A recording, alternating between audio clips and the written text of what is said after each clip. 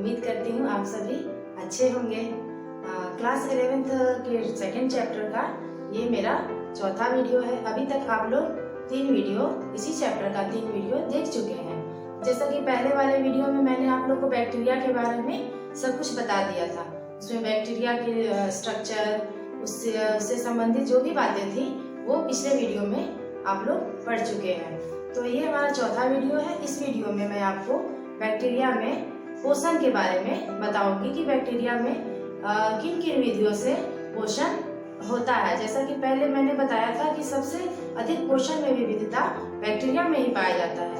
तो आइए देखते हैं किस किन विधियों से बैक्टीरिया में पोषण होता है। आइए देखते हैं।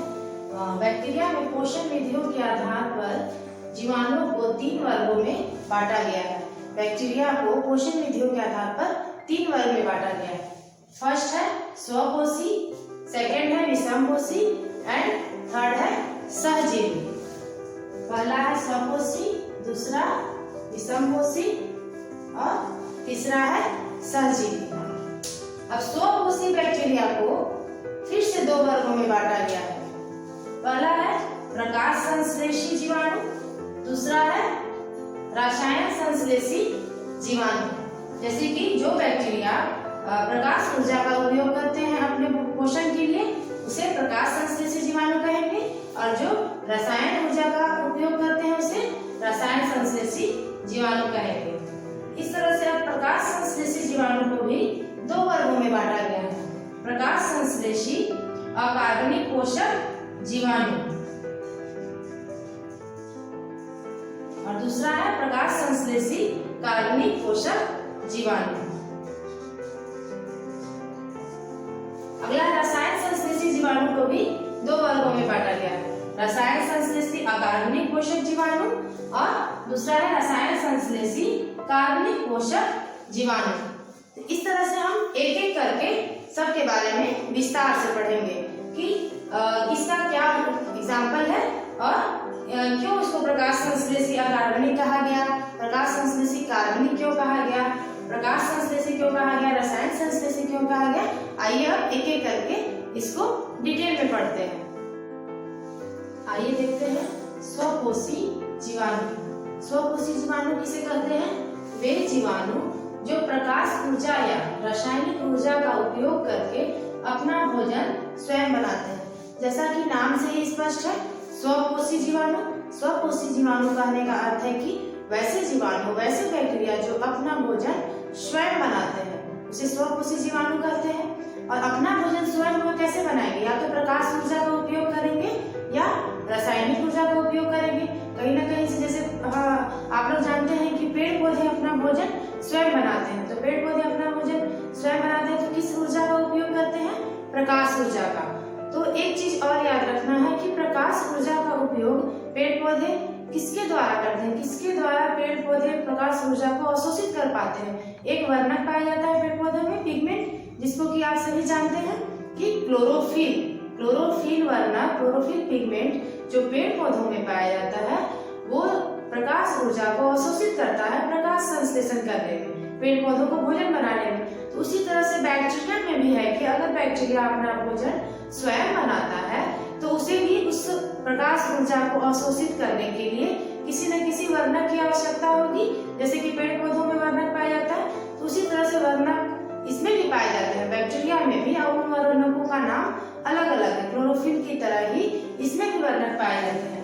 अब देखते हैं कि प्रकाश ऊर्जा या रासायनिक ऊर्जा का उपयोग करके अपना भोजन स्वयं बनाते हैं, उसे हम कहते हैं स्वपोषी जीवाणु। अगला है प्रकाश संश्लेषी जीवाणु।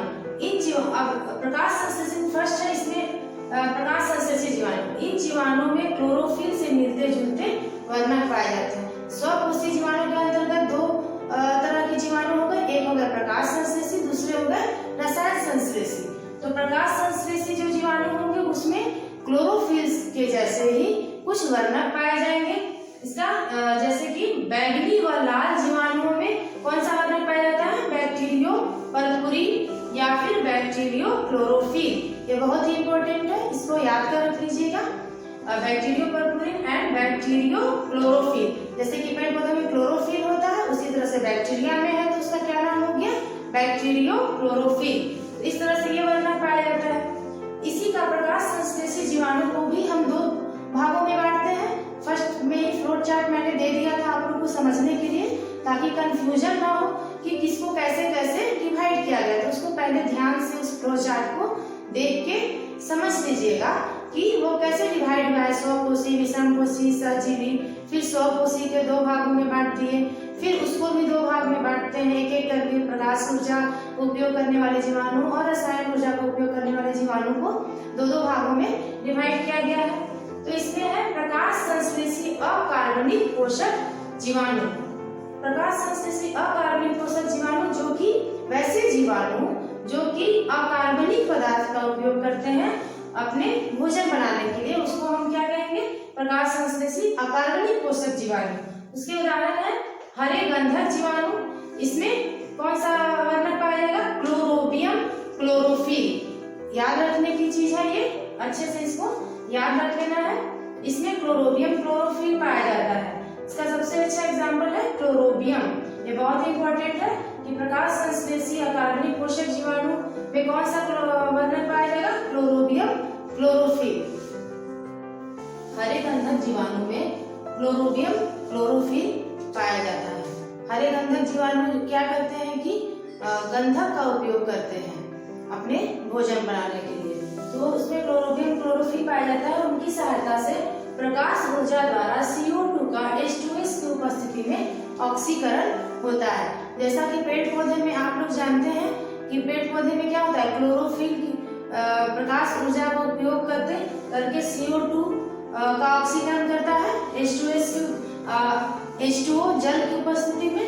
तो यहाँ पे H2O के स्थान पर क्या पाया जाता है? H2S, क्योंकि ये अकार्बनिक पदार्थ है, यहाँ पे गंधक का उपयोग किया जाता है। तो इनकी सहायता से प्रकाश ऊर्जा द्वारा CO2 का H2S की उपस्थिति में ऑक्सीकरण किया जाता है। इसका देखिए समीकरण है 6CO2 12H2S and 6CO2 12H2S ऑक्सीकरण करके CO2 का ग्लूकोज का फॉर्मेशन करते हैं। C6H12O6 and 12H2O plus 12 sulphur, जिसमें कि गंधक रिलीज होता है। इस तरह से ये समीकरण को याद कर लीजिएगा। अगला है बैगनी गंधक जीवाणु। इन जीवाणुओं में बैक्टीरियो क्लोरोफिल नामक वर्णक पाया जाता है।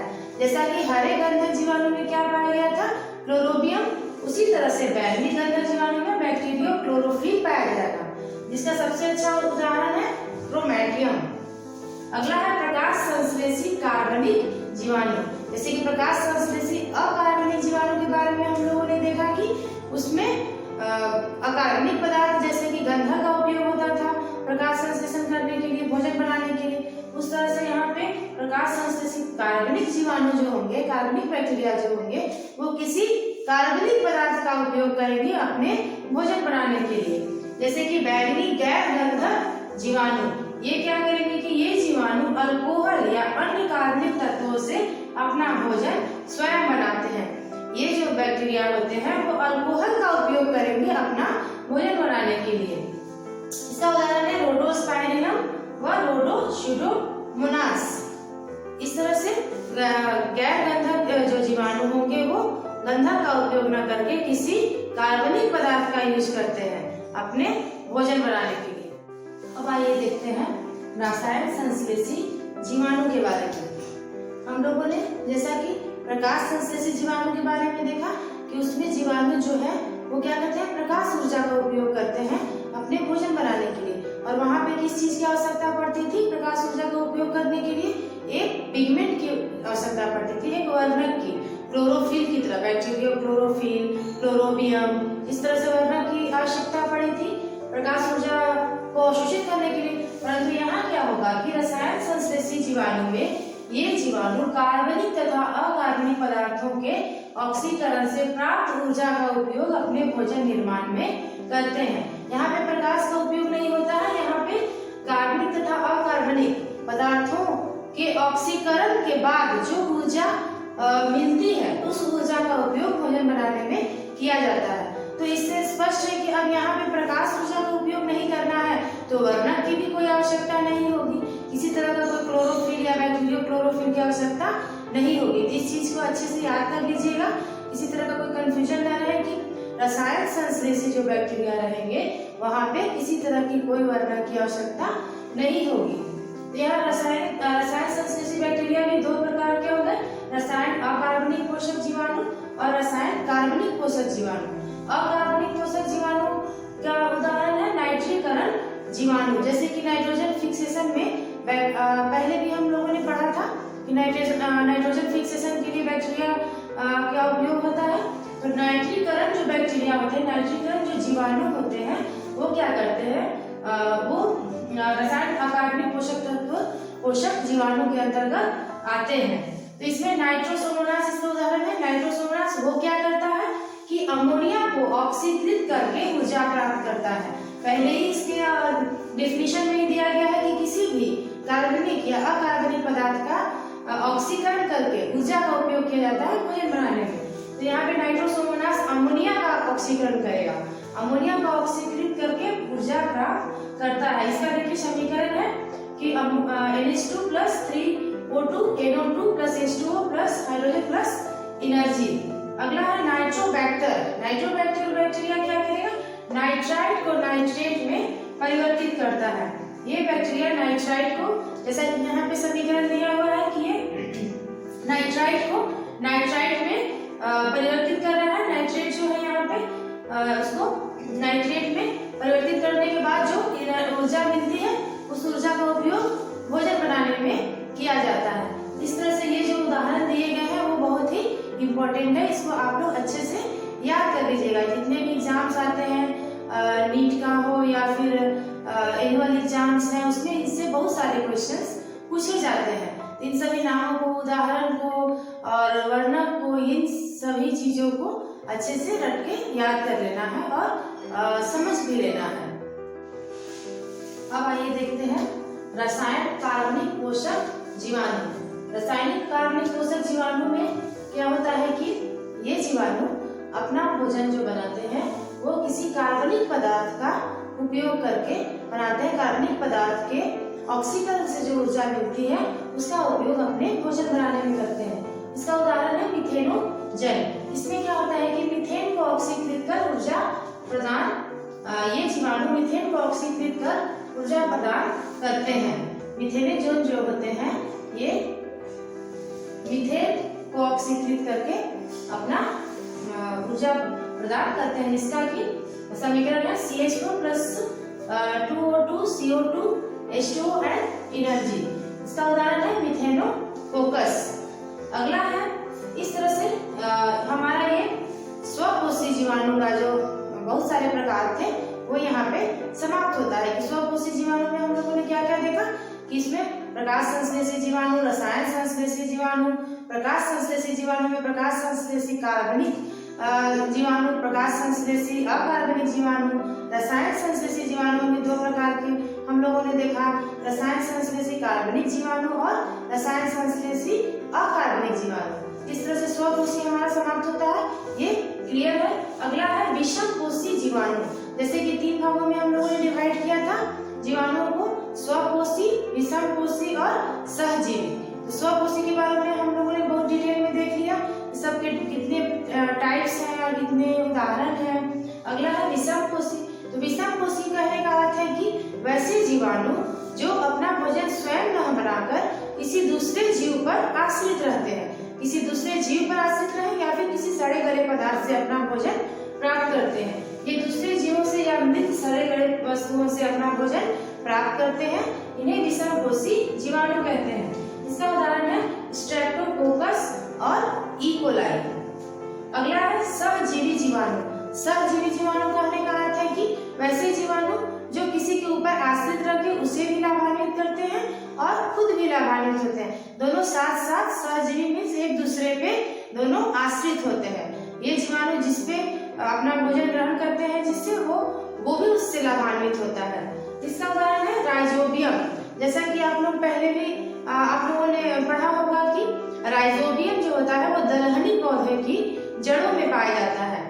दलहनी पौधे की जड़ों में कहने का मतलब है कि वो दलहनी पौधे जो होते हैं वो वायुमंडल में उपस्थित नाइट्रोजन का उपयोग नहीं कर पाते हैं। तो ये राइजोबियम जो बैक्टीरिया है वो क्या करता है कि जो वायुमंडल में उपस्थित जो नाइट्रोजन होता है उसको वो स्थिरीकरण उसका करता है, उसको स्थिरीकरण करके वो दलहनी पौधे की जड़ों में उसको फिक्स करता है, जिसके कारण कि दलहनी पौधे जो है वो प्रोटीन रिच होते हैं। तो इस तरह से दोनों एक दूसरे पे आश्रित होते हैं। तो ये हमारा टॉपिक आज समाप्त होता है। इस तरह से ये टॉपिक हमारा आज समाप्त होता है। जीवाणुओं में पोषण टॉपिक का जो भी इम्पोर्टेंट पॉइंट्स है ये आज हम लोगों ने बहुत ही विस्तार से पढ़ लिया है। बहुत ही जल्द हम लोग अगले वीडियो में देखेंगे कि आगे का इसमें क्या क्या टॉपिक बाकी है वो उसमें कवर करेंगे। उम्मीद करते हैं कि ये वीडियो आप लोगों को समझ में आया होगा। इसमें जो भी इम्पोर्टेंट पॉइंट है उसको नोट कर लीजिए और उसको अच्छे से याद कर लीजिए। Thank you.